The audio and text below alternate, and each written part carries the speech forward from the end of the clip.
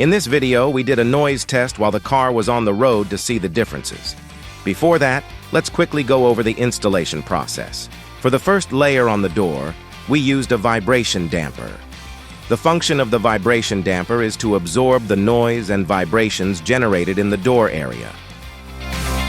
For the second layer in the middle metal section, we also used a vibration damper to absorb vibrations in the middle metal, preventing noise from entering the car cabin. For the third layer, we used a noise absorber to absorb noise from the door area, preventing it from entering the car cabin. Finally, we used a rubber tube to tighten the rubber hose, addressing the issue of wind noise entering the empty spaces in the door area.